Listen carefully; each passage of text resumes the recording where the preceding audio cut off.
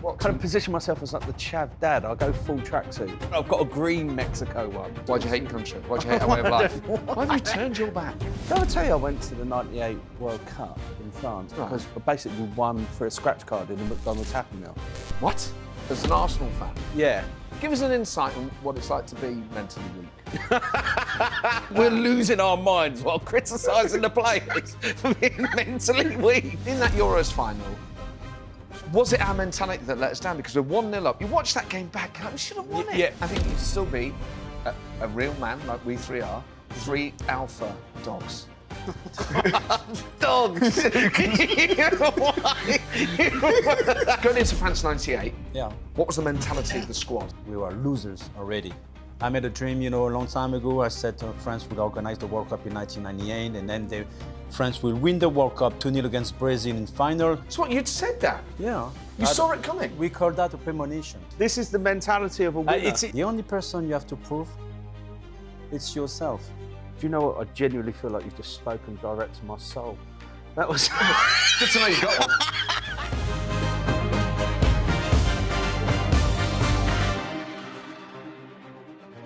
From talkSPORT, I'm Matt Forde, and this is How to Win the World Cup. Every week I'll be finding out what it takes to win the greatest prize on earth. No, not a lifetime supply of chocolate, the World Cup. Every episode I'll be speaking to people who've been there and done it. In today's episode, we're talking mentality and how to get over the line in the biggest games. Beaten quarter-finalists. It has a familiar ring to it. Get all this mentality right is the next step for us. Their winning mentality, and there's quite a bit of that through the squad now. World Cup winner and international hottie, Emmanuel Petit, is with us once again. He was part of a French side that lifted their first ever World Cup in 1998. Also joining me is someone who knows all about finishing second. It's Arsenal fan and comedian Alex Brooker. I've just realised that sounds filthy. It was meant as outrageous. It was meant as an Arsenal joke. Yeah, nice. Yeah. Bawdy. It's better than saying finish. Would finishing first be? Yeah. Finishing first would be better in some ways.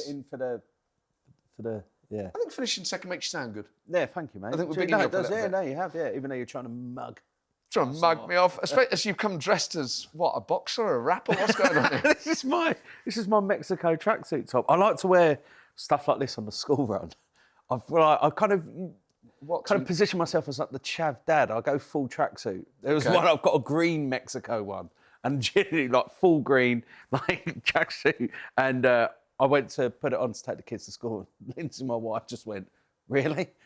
But you're a patriotic guy. Yeah, I'm a patriotic guy. And you're happy to wear I other love countries. Mexico merch. I've got so many. Mexico merch? Yeah, Mexico merch. I've got loads of it.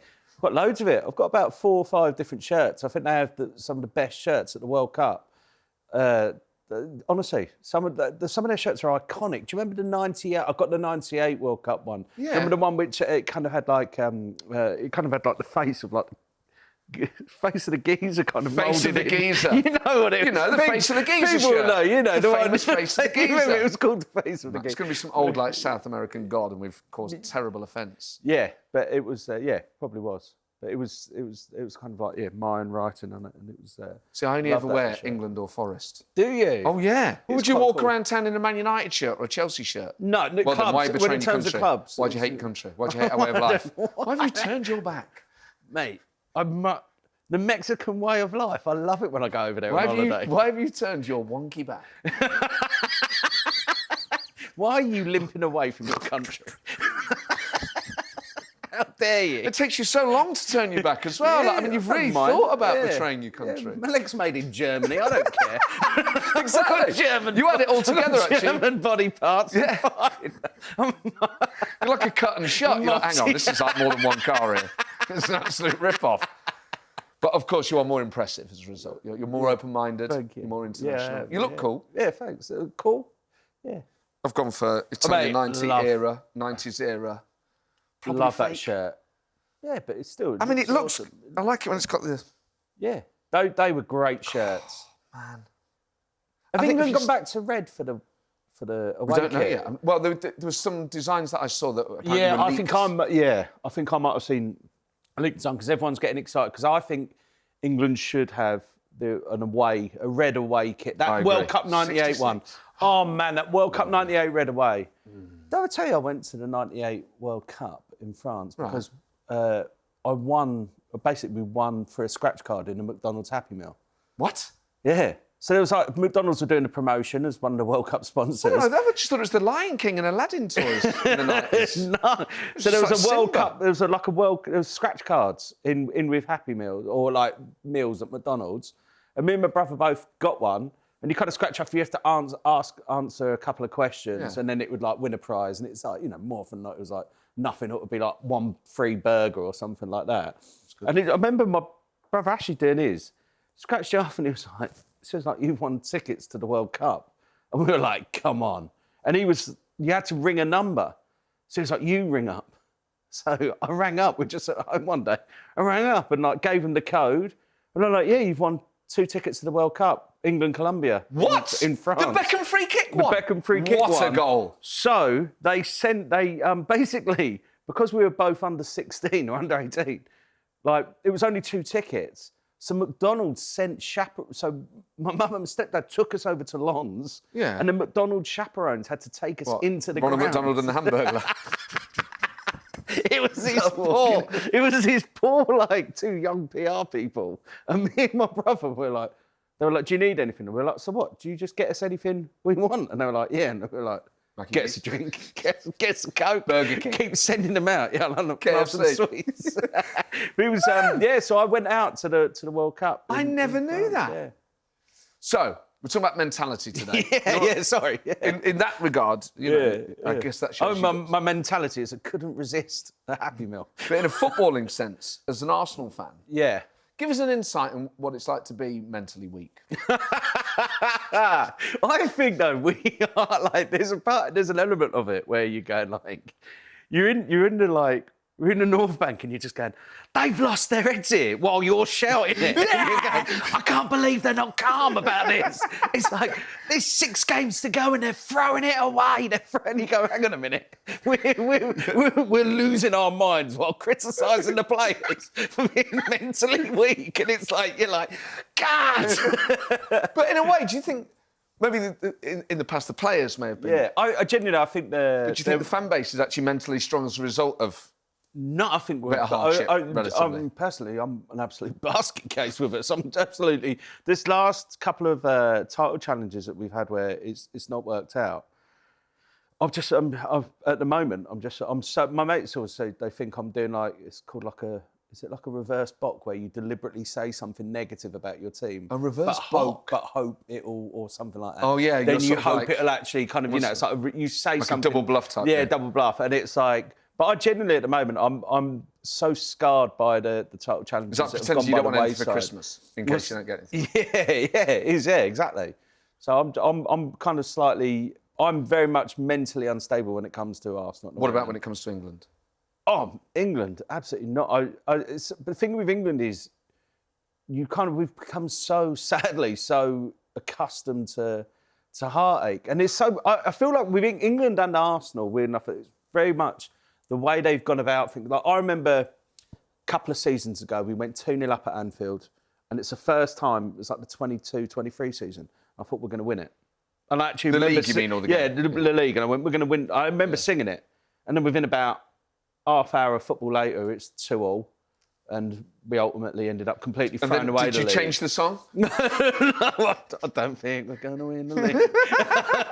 But I remember that. I remember when being at Wembley for the Euros final, obviously 2020 and 2021, there, and when Luke Shaw scores. The noise in that stadium? Oh my God! But there is a moment where you go, and I've had it with. I remember being in Paris when Arsenal were in the Champions League final in 2006, and we're down to 10 men, we're 1-0 up.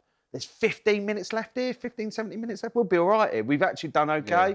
And then as soon as you feel that, it just goes to pot. And again, like Luke Shaw, when he scored, there was no part of me. When Trippier scored that free kick against Croatia, and you just go, I remember, I think we were together for that. We were in Josh Whittaker's garden. Yeah, but that feeling, do you remember that? Remember when I went? I literally sat there and I remember I went, so he's going to score this and I'm going to go to the loo. Yeah. And he's 6 in the top corner. We went. It was unbelievable. But there's this moment, and then you get almost kind of mentally scarred by it because you want it so much and you believe it's about to happen. And it's almost like the second you allow yourself to really believe, it's like, I feel like, especially with Arsenal and England, it kind of gets snatched away from you. Do you think, particularly with that?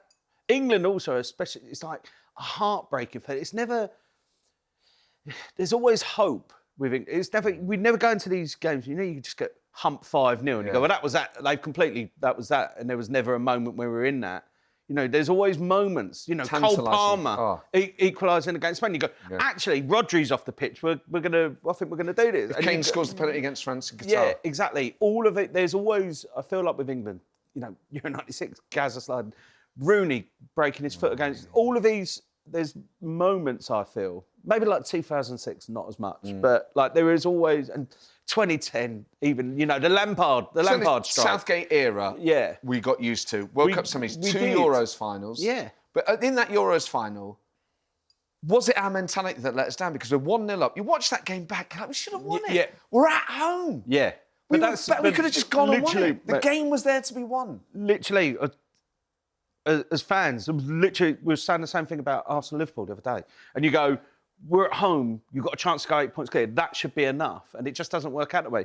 That Euros final, they were there for the taking, Italy, and we allowed them back in it. And obviously a lot of fans, they blame tactics. Was Southgate too negative? Did he say to the players, come on, boys, let's kind of calm it down? Were the tactics wrong? Or did the players suddenly, I don't know, this thing, but you go bottle it. But if you're going to bottle it, it's quite an interesting thing, the fact that you'd think then if you were of a negative mentality, you wouldn't come out the way England came out at the start of that game. But then it's like all of a sudden, they kind of, you get there, you get the thing that you're looking for, and then all of a sudden, there is that thing where you go, oh my God, we've got it. We're in the lead, we're in a major final, we're in the lead. We're at Wembley.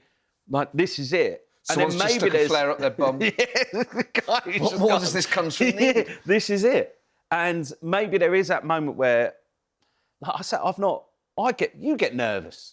As human beings, we all get nervous. There's no part of me that thinks footballers are robots where they don't like penalties. I mean, Matt, I couldn't think of anything worse than taking a penalty shootout. I took one in a soccer aid training for a few years ago, and I literally felt sick, and it meant nothing. Yeah. It was who gets a home dressing room at the London Stadium, and I missed, and I was gutted, and it meant nothing. Yeah, I feel pressure trying to take them on the park. Yeah, it's that feeling. I remember playing in 2014. I got the FIFA FIFA World Cup on the PlayStation, and I remember being in the final of the Ultimate Team World Cup, and genuinely my hands were shaking. That's not my disability. They were genuinely shaking because I was 2-1 up with about a minute left, and I was genuinely that tells you how pathetic I am and my mentality. But I do believe that players, there's no doubt about it that they get nervous. You see it in the Premier League week in, week out. If you're 1 goal up and you go into the last 10 minutes, it doesn't matter if you've absolutely battered a team for 80 minutes, you're 1-0 up, you get into the last 10 minutes, all of a sudden, I guarantee you the other team will suddenly go on top. Because it's like that mentality of you see the finish line, as soon as you see the finish line, and the other team go, well, we've got to get something. And I think it's it's when they say 2-0, when they always go 2-0's a dangerous score, isn't it? Because I think 1-0. They get 1. Yeah, I think 1-0. I've never understood. 2-0's, 2-0's all right. We're about to be joined by Emmanuel Petit. Yeah. What I imagine is, given our interactions with him in previous episodes, I would say he was pretty mentally strong. I would be extremely surprised if Emmanuel Petit will come on here and say, yeah, I was always really, really nervous. I can imagine he is cool as a cucumber. You try and break him. What do you think we could do to make him cry? Make him cry? How do we make Emmanuel? How do we break Emmanuel Petit? How do we do what no one has ever done before? Is this what you always want to do on here? Break your guests. I think everything in my life has led me to trying to psychologically break Emmanuel Petit. I've known you a lot longer than Emmanuel Petit. That's true. But even with that being said, I know already that he is mentally stronger than you. And you will not break. Yeah. I'm going to. You are actually, in fairness, you are quite a mentally strong. Do you think? Yeah, I think you are. Yeah, you do have it. Been through stuff. Yeah, been through stuff. That picture of Stuart Pearce that you had next to you. bed in hospital. I was found that fascinating. I can't believe I never did anything like that when I was... Well, do you know, it was my wife's idea. So Alex came to visit me when I was in hospital when I had spinal surgery to remove cancer. And for the first 6 weeks in that bed, I had to be turned every 4 hours on my side, morning and night. So my wife on one side of the room put a picture of Ben Stokes celebrating his century at Headingley. And on the other side was a picture of Stuart Pearce after scoring that penalty against Spain. So that whatever side I was on, I had like a patriotic lion heart. And she's Scottish. She did that for me. That's true love. But I always found that, like, that is fascinating. I think that until you're in a situation, when people go, oh, if I was in that situation, I'd do this. Until you're there, you're in amongst it, you cannot say, and you never know how mentally strong you are until it's fully tested. I cried a lot, but that doesn't mean I'm weak. No, it doesn't. That just means I was in a lot of pain. I was there with you. And I said, you were amazing. That was the visit. You were like Churchill coming into that room. Honestly, it was just like you were the voice of like grit and heart and determination. It was incredible. And I remember so many of the things you said to me that day. When just like your body's not always going to be able to do what you want it to do, and just like how you are continually frustrated. It really made me just go. I have to kind of, not that I wasn't going to accept it, but I was just coming to terms with the changes to my body. But again, things like that though, like I say it like, I said it with such confidence. Yeah. But I've been there. Cry. I've been there crying because I couldn't do what I wanted to do, and things aren't going the way you want them to do it. And it's only once you learn a bit more about it, and then you have to go through. I always think that with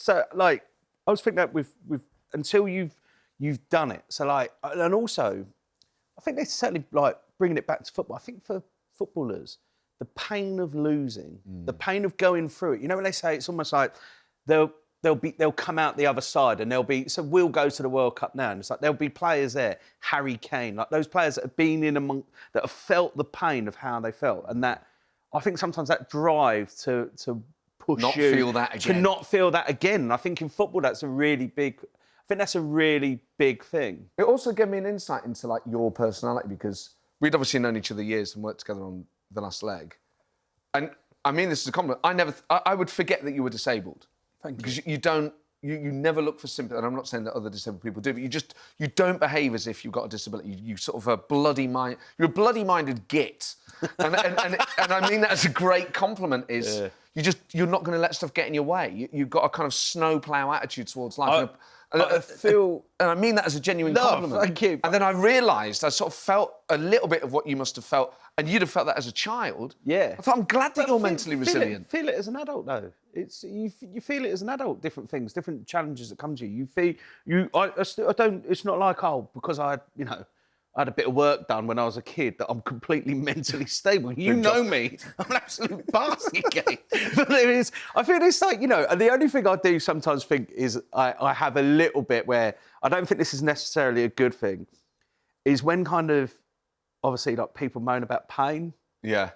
And they'll kind of go, got a blister or something like that, and you go, please. You go, come on, mate. It's like, I get everything's relative. Yeah. But you go, you're not in front of me. But it's just like, it's even with my daughters. It's like, my oldest was like, when she her hair's knotty and she gets it combed, she's like screaming. You think genuinely you wake up and you're like, oh my God, there's something really bad happening to it. It's like, no, it's just getting a hairbrush. It's like, I'd already had a foot off by the time I was your age. Foot off? You don't stop moaning. Obviously, I want to put that out publicly. I don't say that to her, but it's part of you where you go, come on, mate. They don't know, look at they are. OK, well, let's check in with our resident World Cup winner. Emmanuel Petit is here to discuss what it takes to have a winning mentality. The idea that you're going to put a lacklustre performance in against Andorra because it's Andorra, that's a mentality problem. There's a mentality issue that Thomas Tuchel he's noticed, and I think he realises he's got 12 months to sort it out. If he smiles, he wins everyone, but sometimes you see the rage, you see the hunger and the rage and the fire, and it comes out in a way that can be like a bit repulsive. I want that player in my team. He's going to run for a brick wall, he's going to work hard, he's going to fight, he's going to show passion. Give me that player all day over a soft-hearted player who's a Mr. Nice Guy. And if it's 75 minutes and it's 1-1 or we're 1-0 down, do we have the ball? Because we know we've got the skill. Emmanuel, welcome. We're talking about mentality today and about being emotional, being emotional men. Are you an emotional man? Yeah. Yeah. Yeah, I cry, of course. What makes you cry? My personal matters. Okay. I think I never cry for football games. Never? No. What about films? Yeah, often. What sort of films make you cry? So things that can touch me, you know, my heart. Yeah. It's funny because when I see people cry, even in the streets, I get emotional. Okay. So seeing other people It's like upset. when you see someone laughing, you know, it's like it's communicating, you know. Okay, so you've got a lot of empathy. Yeah, yeah. You're an empathetic man. Too much, yeah. Do you think so? You're a very caring man. I think it's kind of trouble for me, a problem for me since I'm born. Yeah. Or what that people take advantage of that? Sometimes, yes, but I think in this world, I think you have to be ruthless. No, I think we need to be more like you. I think having empathy is good. Yeah, but you're lost most of the time. No. You're a winner. You've won the World Cup. You won the Euros. You won the Premier League. And you've got Are empathy. we recording? Or? I think so. Yeah. And you got love in your heart. Yeah. Yeah. For your fellow man and woman. No, honestly, this is the way I am. Unfortunately for me. No, it's cool. It's cool. We're both emotional guys. We cry. Yeah. I cry often. Yeah. Yeah, I cry all the in time. front of a movie. Yeah. Okay, what was the last thing that made you cry? When Manu walked in the door. I was just like, oh my God, it's so beautiful. It's such a beautiful. When you were just talking about having like, beauty of emotion. yeah, having empathy in his heart, and I'm just like, oh my God, I'm going to go there. I bet you cry at football. I've cried at I cried. The most I've ever cried is 2006 Champions League final when we lost to Barcelona. I cried, actually, I would say too much, all night and actually at the airport the next day, at Charles de Gaulle Airport. So you went to the game? Yeah. Amazing. Yeah, well... Did you win that in some sort of KFC scratch card? No, I didn't. I was actually there in a professional capacity. Oh. As a journalist. As a journalist? Yeah. So, former career? Yeah, it was actually, yeah. I wore an Arsenal shirt in the press box, which is not the done thing. Man. And also had about 10 pints before the game, which again isn't the done thing. Yeah, that'll make you cry more. Yeah. That heightens the emotions. Yeah, I've not, like, football's not... I cried a couple of years ago, a few years ago, when we threw the lead away. You know, I tend to cry when we win. I get overwhelmed. Like when Forest got promoted at Wembley, I cried. Mm-hmm. When we beat Germany at Wembley, I cried. When we beat Denmark in the semi, when Luke Shaw scored, I cried. I sort of can't handle like England doing well. It's like I feel like I'm too primitive a beast to be able to compute You're the getting scale. emotional. It's normal, but as a player, you know, I think you are meant to control your emotion all the time, even when something bad or something beautiful happens to you. It's very rare to see players crying on the pitch. You know, very rare.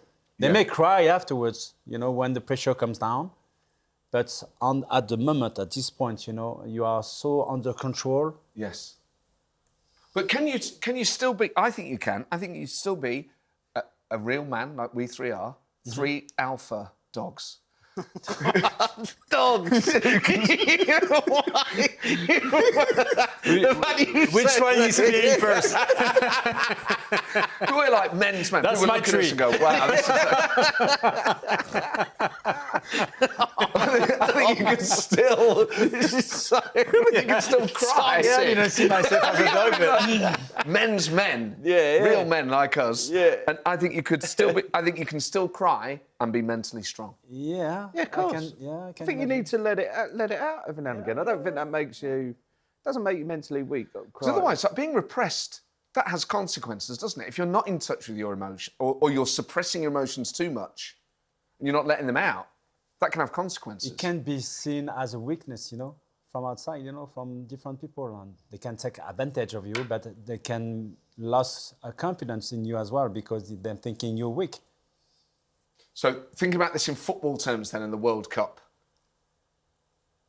Going into France 98, what was the mentality of the squad before the tournament?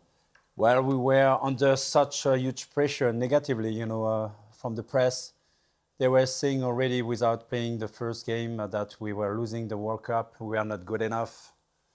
And I remember we did some friendly games before the start of the World Cup, and we didn't play very well. We won games, but we didn't play very well, and we were hammered, by the press. We were losers already. And were you not playing well in those games just because they were friendlies and you didn't want to get injured because you want to play in the World Cup? Yeah. Or was there another reason? Was you just getting used to a new system or something like that?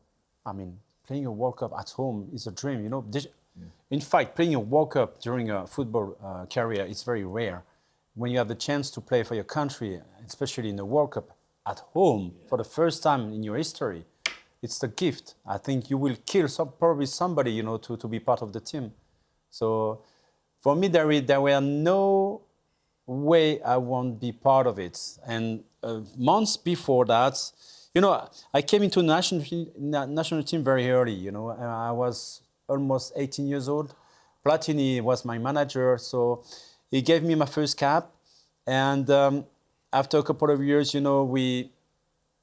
I lost my brother on the pitch. I almost lost my father as well on the pitch too. On top of it, we had the corruption of Marseille in the French football. So all mixed together, I lost my passion and I dropped. And I didn't want to play football anymore. I was a football player, but I was not focused anymore on football. And then it came back, slowly but surely. And the 1998 World Cup came after the European competition in England in 1996 when we finished in semi-final. And I thought to myself, I have to be part of it. This is something I've dreamed about it. I made a dream, a long time ago. I said France would organize the World Cup in 1998, and then France will win the World Cup 2-0 against Brazil in final. When I said that, 10 years before that, in the press, people were looking at me, this guy is crazy. So what, you'd said that? Yeah. You saw it coming? We call that a premonition, right? But you had a genuine premonition of it? Yeah. How, vivid? Yeah. Clear in your mind? Even now, when I try to explain it, people think, what is he saying? This is the truth, this is reality, and there is a proof, in the newspapers, long time ago, before France was designed to organize the World Cup. So this is the proof that it was not meant after the organization, it was before that. Because I've never had a premonition, so... But that's why during the final against Brazil, we were leading the score 2-0, and it was a couple of minutes to play, and I had to drop back as a central defender because Marcel Desailly was sent off during the final.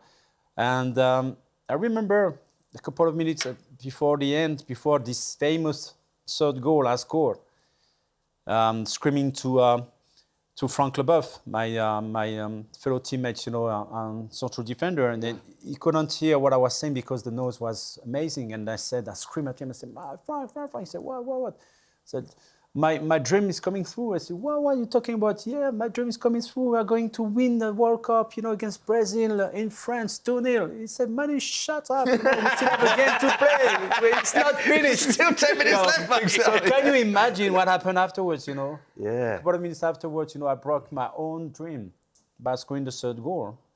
And the dream that you'd When had... I talk to people look at me like, this guy is weird. He's weird, this guy. All I'm thinking is, if you dream about the lottery numbers, can you do us a favour and write them down? No, I would love to. The movie Back into the Future. Yeah. The almanac. Give it to me. Yeah. So have you had any other premonitions? I think. Do you have any premonition in your life? Something? I'm not sure. The weird feeling that when you're doing something, you have already experienced that moment? There was and this is going to sound so daft, but there was one time, a friend of mine always used to play fruit machines, and I was always like, they're a waste of money, don't. We're in the pub once, and I don't know where it came from, but I was like, I think you're going to win on that one. And I gave him £1, and he won like 20 quid. And I don't know where that feeling came from, but that's the only time it's ever happened. But obviously winning the World Cup is... For me, it was a premonition because I remember exactly where I was, who I was. I was a kid. I was playing in front of the building with my brothers and a friend. And all of a sudden, I don't know why, something had a blackout, something like that, So you were awake? So this wasn't like when you were asleep? I was awake and I had this vision. Is there any way to see I can't forward to this? explain it. I don't know why. Is it a premonition? Can we explain that, scientists... The scientists, I have no idea. I don't think they can. This is why now I can talk about like... it, because I did say it, in a newspaper when I started as a professional footballer before. So cool. Yeah. So do you, like, if you were to concentrate hard enough, would you be able to predict what's going to happen this summer? And I have another one. It's not that octopus that predicts the results. It's Emmanuel Petit. It's better than an octopus. It's not. You can't go to him. What's the first score in the first group? Just try and concentrate on them. You can't. A little bit hard enough. No, that's funny, because when I was 32, when I came back after the World Cup in Asia, when we were out very early, on stage, I came back in Saint-Tropez, in South of France, and I had a friend.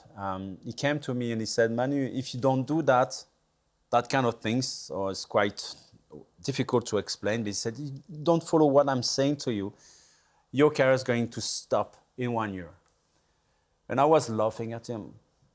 In 1 year, after that, I have to stop because of big injuries, and they have to cut my leg in 2 parts. And he said, I met him afterwards, and he said, you didn't do what I tell you. I said, no, and you should have done it. What did he tell you to do? Well, it's kind of, again, if I explain that, here, and people would think, they're going to watch the TV show thing, this guy is really weird. Yeah, it's amazing. He's saying cool. He's talking bullshit and things like that, I know. But I don't think you are. I don't think you are. I think this is... There's a whole load of stuff. I believe in things that you cannot prove, scientifically. Totally agree. Because science isn't advanced. There's throughout history. People believe in religions. That's something you cannot see, but they believe in it. I believe in things that is not part of a religion. I totally agree. Science is just like trying to catch up with like the realities of the universe. That's all it is. I never thought we were going to go in this direction today. It's amazing. That's my life. It's great. If you know how I manage my life every single day, you won't call me anymore. No, I would call you more, I think. Yeah, because this is the rules I'm following every single day, from in the morning when I wake up until I go to bed. And is that like a spiritual thing? Yeah, kind of, but I believe in things, Like in a religious way, or? I believe in moons, something like that. I believe the zodiac signs, things like this. I believe in a positive spirit, saying things loudly, Yes. to the universe. I know it sounds ridiculous when I'm saying. I don't think it does at all. It doesn't matter for me. I don't care what people will think about that, because this is what I think. And I truly believe it. And it works. Like it. It works with me. Well, that's the main thing. Yeah. Also, I think people, like, you need meaning in life. And you need, I think, so many people go through life and don't dare say what they want and don't dare say how they feel. Exactly. And then they don't get Never those things. say what you're about to do because there is always people around you that may be jealous of you. Yeah. They will try to put you down all the time. So if you want to do something, if you want to achieve something, you have to concentrate, focus on your target, but don't say anything to anyone. So when you, as the French team, get into the World Cup and the press are kind of saying, you're losers, are the players aware of that at the time? Do you talk? You don't talk about it amongst you, or is there ever... A lot of players have their own habits, in the dressing room. It could be religion. It could be, how can you say that? Something that can bring you luck.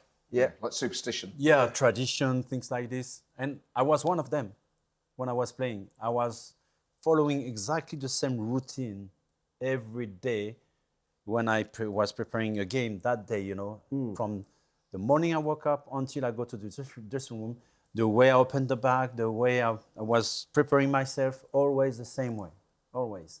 Even when I used to go on the pitch before the start of the game, the whistle, I used to do exactly the same gesture, on the pitch, looking at the sky, saying the same word all the time.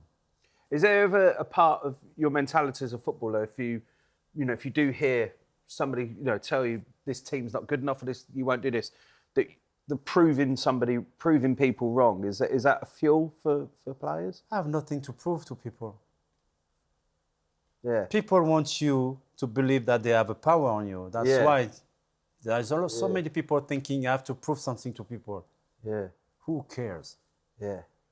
That's your life. You have nothing to prove to anyone. The only person you have to prove, it's yourself. Do you know what? I genuinely feel like you've just spoken direct to my soul. That was Good to know you got one. I forgot we were even talking about football then. I was just there genuinely because I'm of the mentality of like, I've always had this mentality of I've got to prove something. Like everyone's always thought I won't be able to do this or that. And I've lived my whole life with this thing of like, you've got to prove. I feel like we're in some sort of Japanese Zen palace, man. I'm just like, this is like the most spiritual place. But this is the way I work, what makes you a winner. So it is. This is the mentality of a winner. It's not arrogant for me to say that no one has a power on me. No one had never had a power on me. Never, never, never. It's like Arsenal actually, try to win the title. The worst enemy for Arsenal is Arsenal. The worst enemy in my life, it's myself. Yeah. So collectively at that World Cup then, you start under a bit of pressure, even if individually you're doing your own things. Did the mentality of the side change as you developed in the tournament? Of course, yeah. From the start, before we started the competition, we knew that we could win it because we were, just a quick look in the dressing room, we were a bunch of great players, great defenders, midfield, up front, We had the three best strikers in Europe, Italy, France, and I think Scotland. I mean, it was, defensively, Thuram, Blanc, Desailly, Lizarazu, come on. Yeah. Goalkeeper, Barthez, Lama, come on, guys. In midfield, Patrick Vieira, Deschamps, Zidane. I mean, what a team! It's incredible. If we couldn't be convinced that we are able to win, we have a chance to win in front of our fans, the World Cup. The only thing, forget about the press, about the critics. The only thing, we were convinced to do that, but the only thing that was very important for us is to bring the fans with us. Yes. If we could have the chance to make the whole country believe that we have a chance to win the competition, that would be the 12 men on the pitch. And it happened like that. And what about Deschamps as a captain, as a serial winner? Did he have a big influence on the mentality of the side? Didier was always acting as a manager on the pitch. I'm not surprised that he became a straight manager after he retired and he got success, because he was acting exactly the same. He was playing as a midfield, holding midfielder, which is the center. How can I say that? The runabout of the team. Everything goes through this position, even more actually, nowadays. And he was acting as a captain, but as well as a link between the managers and the players. So he was our leader, one of our leaders, and he was acting like that. So he was always talking on the pitch, always talking outside the pitch, but with always the one aim is the team has to win the game. He was not placing himself in front of the team. He was always in the middle of it, try to improve the team all the time. And from an England point of view, observing England, playing against England, do you think that a mentality has been one of our weak spots over the years? I think the club history and is sometimes more important than the national team. I think you have so many great clubs here in England, so many great players coming from those clubs. When they play for the national team, sometimes they forget that the national team is something beyond the clubs. The clubs, as I said always to the players, if you have the chance to win 10 Champions League in a row with your club, that will be such a great achievement. But if you have the chance to win only one World Cup for your country, then you talk to every citizen of your country. Yes. You're not talking to the football fans, you're talking to everyone. Yeah. So it's beyond football, it's beyond politics. It's more than that, it's more important. You become the history of your country. Do you know what? You've said something there I'd never considered. Actually, is it because, I'm one of those people that thinks the Premier League's the best league in the world. Yeah. I don't know if you'd agree with that. Yeah, totally, yeah. Is that actually the reason, that is something unique to England then? And because there is such a depth of big clubs in our league, that's why we sort of have a unique psychological problem with our national team that other great footballing nations like Italy, France, Germany, Spain don't have, is because in all of those leagues there's maybe only 2 or 3 teams that could win it. Therefore, their relationship with the league is different to ours with ours? I'm going to answer with a question. If you put the national team and if you put the best club in England, the Premier League, for example, and you put European competition or World Cup, what is the most important for fans? I think most fans would say club. That's what I'm saying. Yeah. What would you say? What, Arsenal or England? I'm going to ask you, as an Arsenal fan, I'm going to ask you a question. Would you rather see Arsenal winning the title than see England winning the World Cup? Oh, the title, I think. That sounds awful, especially on a World Cup podcast. But that is the mentality of it, because it's... Do you know what? I'm absolutely Forest mad, but I lose my... There is the something... thought of England winning the World Cup... It's hard for you to answer, right? It is really hard, actually. Do you know what? Because there's something about the World Cup where we've been there together, like, we've watched games together, and there's something about the fact that you're sharing it with everyone. People who normally, you know, you're kind of at odds about your clubs and stuff like that, but you all want one thing at one time. It's very rare you get that in football. Okay, so I'm going to ask you another question. Okay. If, for example, by chance, England win the World Cup, would you imagine celebrating the street with Spurs fans? Yeah.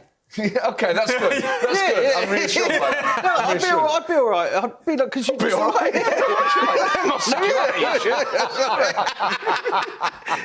I'll hug a Spurs fan. Some of my best friends are Spurs fans. Well, I do make you support rival teams. But I think obviously your football club is such a big part of like where you're from and your identity and basis, from Nottingham and things like that. But I agree with you. I think England, your nation, gives you a chance to do something so much bigger, and like it would last forever. You'd always have that World Cup. You'd always have. And I guess this brings me to my final question: is let's say England win the World Cup this summer. Do the floodgates then open? Have we then hurdled that final barrier of mentality? And would we then win like France went on to do, win a Euros, win a World Cup again? Yeah. Does this open the floodgates for England to just be serial tournament winners? I would be very happy to say that. Well, I would be happy if France win the World Cup, but I think football sports sometimes can change the mentality of a country. The floodgates. Where politics cannot, you know. It can reunite people all the time. Euro 96. Yeah. It's like it. It's been a long time you haven't won anything, you know, big, you know, in England. So we deserve it, didn't we? No, but I think you forget the impact of it. Oh, yes. No, I am like, I'm emotionally... Do you remember in 1966 when England won? No, I'm not. Come on, man. You have no idea? So do you remember a celebration? Oh, no, I was born in 1982. But I mean... How old do I look? There is old videos, I think. I've watched it all. It looks amazing. Yeah, that's what like winning the war. So? But that's what it's like. It's like Union Jacks everywhere, Churchill, Spitfires. Yes. Come on. In the fountains, Trafalgar Square. You can show Union Jack, you know, flag. Oh, man. Without being targeted as a... Exactly. Yeah. I mean? You can become a progressive symbol once again. My concern is the mentality of that guy who stuck a flare up his arse and we hadn't won. I know. What's he going to do next time? Yeah. Bloody hell. It'd be like... that's the power of football, guys. On New Year's Eve. A whole display coming out the back of it. Well, that's all we've got time for today. Huge thanks to Alex and to Emmanuel Petit for joining us.